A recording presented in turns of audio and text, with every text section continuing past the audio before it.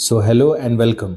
This is Devanshu Shekhar और आप सभी का स्वागत है मेरे YouTube channel Bioquest with Devanshu Shekhar पर। आज मैं पहला वीडियो लेक्चर रिकॉर्ड कर रहा हूँ और ये पहला वीडियो लेक्चर जो होने वाला है वो होने वाला है, जैसे कि आप देख सकते हैं स्क्रीन पर, लाइफ प्रोसेस के बारे में। The very first chapter of biology of class 10th, that is life process. Life process नाम की इस चैप्टर में हम लोग जो भी डिस्कस करने वाले हैं, जो भी डिस्कशन होगी उसके बारे में जो है ये पहली वीडियो है। सो लेट्स बिगिन विथ, तो लाइफ प्रोसेस में इंट्रोडक्शन में हम शुरू करते हैं कि लाइफ प्रोसेस क्या है। So life process, life process is a process जिसमें कि हम लोग अपने लाइफ को मेंटेन करने के लिए, in order to maintain our life, जो भी प्रोसेस हम करते हैं उसको हम लाइफ प्रोसेस कहते हैं। Significance of life process is that it helps in the significance of life process is that it helps in wear and tear that happens, the wear and tear that happens in our body, उसको repair करने में ये help करता है। तो आई hope आपको ये समझ आया होगा कि लाइफ प्रोसेस का डेफिनेशन क्या है और लाइफ प्रोसेस की सिग्निफिकेंस क्या है। Life process is a process which is used to maintain life and the significance of life process is that it helps in maintaining wear and tear of our body. So let's move on. आगे बढ़ते हुए हम देखेंगे कि life process के बाद क्या हम डिस्कशन करने वाले हैं। लाइफ प्रोसेस क्या है, इस क्वेश्चन को तो हमने डिस्कस कर लिया। अब हमें डिस्कस करना है कि व्हाट इज लिविंग। लिविंग क्या है, हम किसको कंसिडर करेंगे कि वो लिविंग है। तो इसके लिए हम कुछ पैरामीटर्स यहाँ लिखेंगे, उस पैरामीटर्स पे डिस्कशन करेंगे कि लिविंग कौन है और डेड कौन है। सो लेट्स बिगिन विथ, सबसे पहले लिविंग को कंसिडर करने के लिए कुछ पैरामीटर्स हम यहाँ लिखते हैं, जैसे parameter number 1 growth, parameter number 2 reproduction, parameter number 3 metabolism,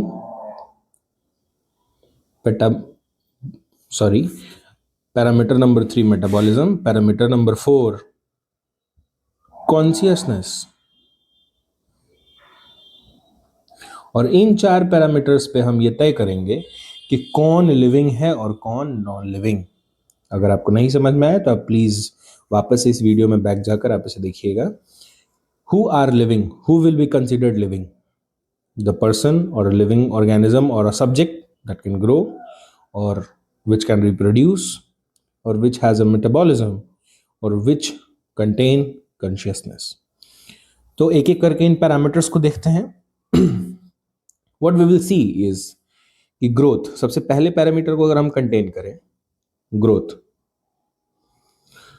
तो यहां पे अगर हम देखेंगे कि हम ये नोटिस जरूर करते हैं कि लिविंग ऑर्गेनिजम्स जो भी हैं वो सब ग्रो करते हैं। Every living organism grows.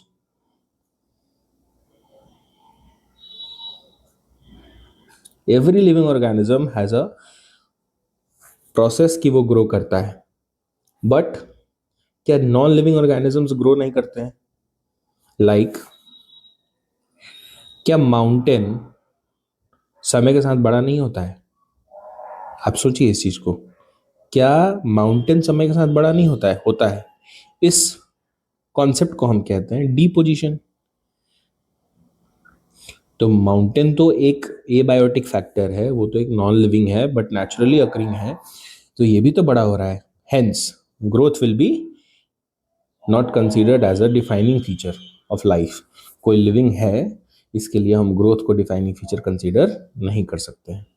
Then second parameter को फिर हम डिस्कस करेंगे। तो सेकेंड पैरामीटर क्या है, let's see. Second parameter is reproduction. Reproduction, तो रिप्रोडक्शन को अगर हम ध्यान से सोचें तो हर उस ऑर्गेनिज्म ने जिस इस पृथ्वी पर जन्म लिया है उसका प्राइम मोटिव ये है कि वो रिप्रोड्यूस करे, वो अपने जैसा एक बच्चा अपने जैसा एक ऑफस्प्रिंग क्रिएट करे, ये उसकी प्राइम ड्यूटी है। बट देयर आर ऑर्गेनिजम्स जो कि रिप्रोड्यूस नहीं कर पाते हैं, जिन्हें हम स्टेराइल कहते हैं, या हम बिल्कुल ही हिंदी शब्दों में उन्हें बांझ कहते हैं। तो क्या ये ह्यूमन बीइंग नहीं होते हैं? होते हैं। हनी बी, खासकर इनके जो मेल वर्जन होते हैं, मेल हनी बी, ये भी तो रिप्रोड्यूस नहीं करते हैं, इनकी भी तो कोई वंशावली नहीं होती। देन देयर इज बनाना, ये भी कोई एक्टिव रिप्रोडक्शन नहीं करता है, ये पार्थेनोकार्पी प्रोड्यूस करता है, but it doesn't do any active reproduction, but they are also considered living. तो हम रिप्रोडक्शन को भी एक डिफाइनिंग फीचर ऑफ लाइफ नहीं कंसिडर कर सकते हैं, क्योंकि वैसे ऑर्गेनिजम्स जो रिप्रोडक्शन नहीं करते हैं वो भी लिविंग कहलाते हैं, like sterile human beings. Then there is honey bee, there are many more, like there is liger and there is tigon, there is bull, sorry my bad, there is mule, liger, tigon, mule, etc etc। ये भी जो है वो reproduction नहीं कर पाते हैं, they are sterile, but they will be considered living because कि वो जिंदा है। तो reproduction is also not a defining feature of life. Again इसके बाद हम लोग थर्ड पॉइंट को कंसिडर करेंगे, दैट इज मेटाबॉलिज्म। तो उसके लिए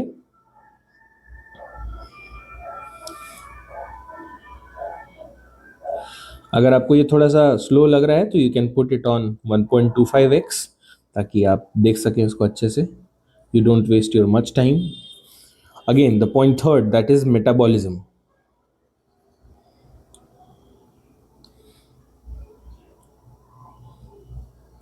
मेटाबॉलिज्म क्या है? तो metabolism is sum total of all reactions, sum total of all reaction that is happening inside a body of an organism. एक ऑर्गेनिज्म की शरीर के अंदर जो भी रिएक्शंस हो रहे हैं उनके सम को हम क्या कहते हैं? मेटाबॉलिज्म कहते हैं। Metabolism is of two type, first is anabolism and second one is catabolism.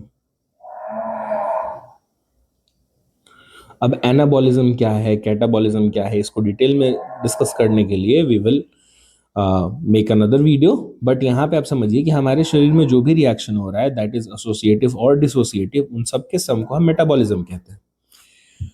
दुनिया में जीने वाला हर ऑर्गेनिज्म मेटाबॉलिज्म तो करता ही करता है। अगर हम सांस लेते हैं then we will be considered metabolic activity, then it will be considered a metabolic activity. अगर हम भोजन करके डाइजेशन कर रहे हैं then it is also considered a metabolic activity. तो मेटाबॉलिज्म को हम डिफाइनिंग फीचर ऑफ लाइफ कहेंगे।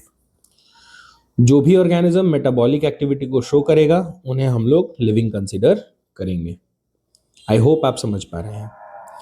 Then after we will come to the fourth and last point, that is consciousness. Consciousness मतलब कि सेल्फ अवेयरनेस या फिर अवेयरनेस अबाउट द सराउंडिंग। आपकी जो सराउंडिंग है उसके बारे में आपको अवेयरनेस होनी चाहिए। तो ये जो सराउंडिंग के बारे में आपको अवेयरनेस है, ये अवेयरनेस सारे ऑर्गेनिजम्स में होती है। सारे ऑर्गेनिजम्स को अपने लाइफ के बारे में और अपने सराउंडिंग के बारे में अवेयरनेस होती है। एक लायन और एक लायनेस जब एक छोटे छोटे कब्स को जन्म देते हैं तो even they have the consciousness कि उन्हें शिकार करना सिखाना है। तो हमें समझना पड़ेगा that every organism has awareness.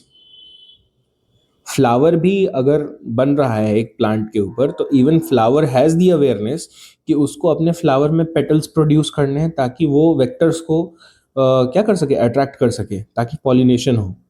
तो यहाँ से इन दो लास्ट पॉइंट्स को 3 and 4 को, जो भी organism point number 3 and point number 4 को शो करेंगे, that is metabolism and self consciousness, उन्हें हम लिविंग कंसिडर करेंगे। एंड जो भी ऑर्गेनिज्म नंबर 1 एंड नंबर 2 को शो कर रहे हैं, जरूरी नहीं है कि वो लिविंग हो। लिविंग डिफाइन करने के लिए ये दो पैरामीटर्स नहीं यूज किए जाते। Parameter number 3 and parameter number 4 को यूज किया जाएगा, दैट व्हाट इज लिविंग और हु इज लिविंग।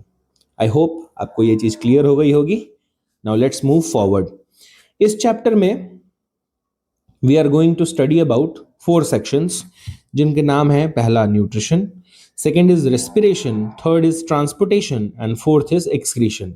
और अगर आप ध्यान से सोचेंगे तो जैसे मैंने पहले कहा, these all are metabolic activity, these all contains some reaction, some action is happening, either it is associative or it is dissociative। कुछ ऐसे रिएक्शंस हो रहे होंगे जिसमें A प्लस बी जुड़कर जो है वो C बना रहा होगा, और कुछ ऐसा रिएक्शन जरूर होगा जिसमें कि C टूट रहा होगा A प्लस बी में।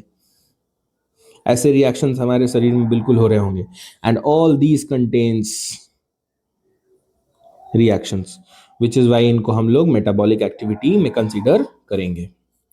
सो अब इसके आगे बढ़ते हैं, we will discuss this section wise.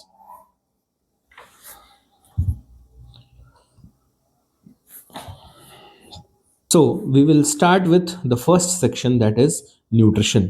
Nutrition में हम सबसे पहले ये देखेंगे कि न्यूट्रिशन क्या है। न्यूट्रिशन इज अ प्रोसेस जिसमें कि हम लोग we acquire,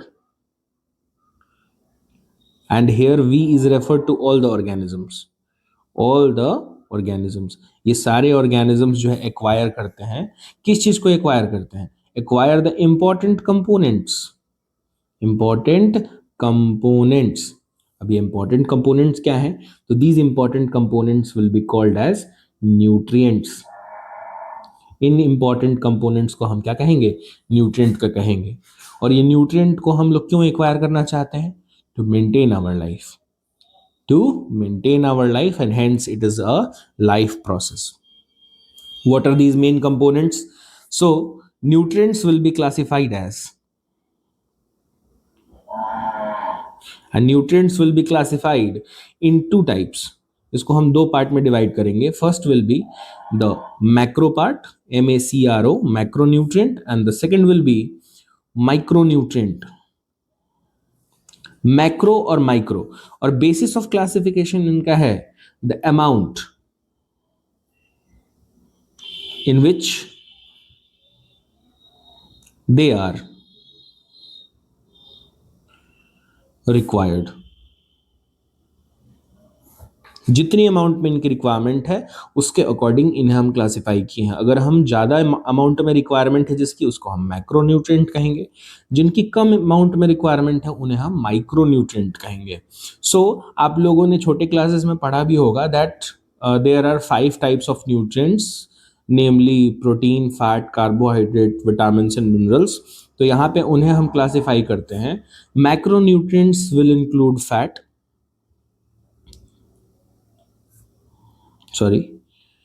it will include fat, protein and carbs, because हमारे शरीर को चलाने के लिए फैट, प्रोटीन और कार्ब्स जो है वो बड़ी मात्रा में रिक्वायर्ड है। But micronutrients will include vitamins and minerals. But micronutrients में हमको विटामिन और मिनरल हम लोग ऐड करेंगे, क्योंकि ये हमारे लाइफ में बहुत ही कम ही मात्रा में चाहिए होता है।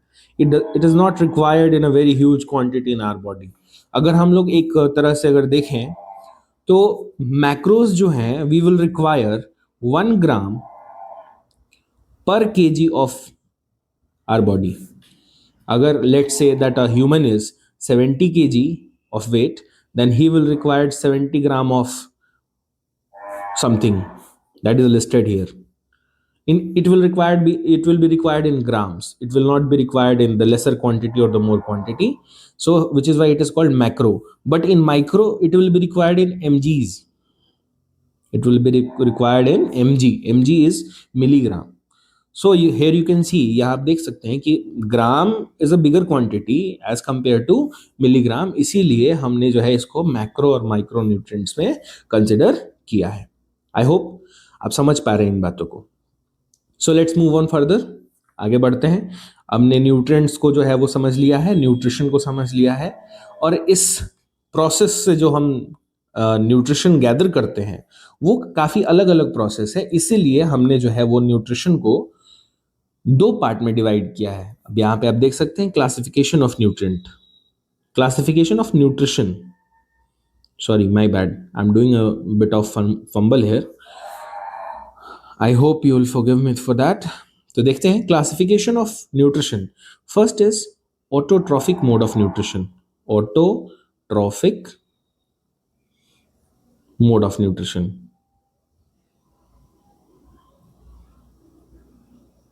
and the second one is nutrition, and the second one is heterotrophic.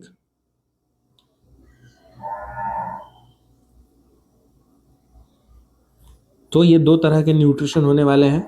The first is autotrophic mode of nutrition and the second one is heterotrophic mode of nutrition, जिसमें कि हम लोग ये समझेंगे कि कैसे अलग अलग प्रोसेस से जो है वो न्यूट्रिशन अलग अलग ऑर्गेनिजम्स ऑब्टेन करते हैं। सो यहाँ पे हम सबसे पहले पढ़ने वाले हैं ऑटोट्रॉफिक मोड ऑफ न्यूट्रिशन को। तो हम लोग स्टार्ट करते हैं, we will begin with autotrophic mode of nutrition. Autotrophic, it is a type of nutrition. अगर इसको हम लोग थोड़ा सा डिवाइड करने की कोशिश करें, then there will be auto. Auto का मतलब होता है सेल्फ, खुद से। Organisms who can make their food on their own, उनको किसी की आवश्यकता नहीं होती है, उन्हें हम लोग ऑटोट्रॉप्स कहते हैं। क्या कहते हैं? ऑटोट्रॉप्स। जो भी ऑर्गेनिज्म अपना फूड सेल्फ बनाता है, then it is called autotroph. Autotroph, because they are making their food on their own, and this process will be referred as autotrophic mode of nutrition. They will not be dependent on any other organism. I hope you are getting me. So examples are, the first is all green plants.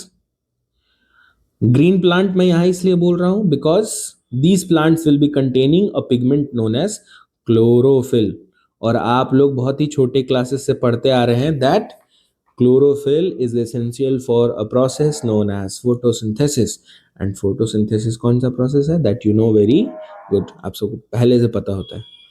so let's move forward, आगे बढ़ते हैं and we will see green plant के बाद there are many more. There is euglena which is also autotroph. Then there is blue green algae, blue green algae जिसको हम लोग cyanobacteria के नाम से जानते हैं। I hope you are getting me. So let's deep dive in it और थोड़ा सा ऑटोट्रॉफिक मोड ऑफ न्यूट्रिशन को थोड़ा और डीप में समझते हैं। क्लास 10th की एनसीईआरटी में ऑटोट्रॉफिक मोड ऑफ न्यूट्रिशन में सिर्फ हमें जो है वो फोटोसिंथेसिस को डील करना है। Photosynthesis, we will only be dealing with photosynthesis. photosynthesis की definition को आप ध्यान से सुनिएगा। photosynthesis is a process in which carbon dioxide and water is used in the presence of sunlight and chlorophyll. जो इसकी केमिकल इक्वेशन है, that is the definition itself. Photosynthesis is a process in which carbon dioxide with water is used in the presence of sunlight and chlorophyll to obtain food, and the food is glucose. The chemical formula of glucose is C6H12O6. Again, there is the byproduct of photosynthesis is oxygen, and then there will be a release of water. I hope you are getting me. So it is a very simple process कि photosynthesis एक ऐसा process है जिसमें कि 4 components use होते हैं। The components are carbon dioxide, water, sunlight and chlorophyll, और इन चारों का इस्तेमाल करके food बनता है, that is glucose। और glucose के बाद there is byproduct which is a very essential byproduct for our body, जो कि ऑक्सीजन है, क्योंकि बिना ऑक्सीजन के तो हम जीने से रहे। तो तो और आगे बढ़ते हैं, डीप डाइव करते हैं, और कुछ इवेंट्स हैं जो कि फोटोसिंथेसिस को फर्दर एक्सप्लेन करती हैं। उन इवेंट्स को थोड़ा सा समझते हैं हम लोग। The first event is absorption of light energy. Absorption of light energy, light को एब्जॉर्ब किया जाता है। कौन एब्जॉर्ब करता है? The pigment, that is chlorophyll. Chlorophyll absorbs the light energy. And then there is second event that happens, that is conversion of this light energy. That light energy जो है वो convert हो जाती है किसमें? Light energy is converted directly into chemical energy. Light energy को हम convert कर देते हैं केमिकल एनर्जी में। With this a further steps happen. एक और स्टेप होता है यहीं पे जिसको हम टर्म करते हैं photolysis of water. Photolysis of water, जिसमें कि पानी के मदद से, सॉरी माय बैड,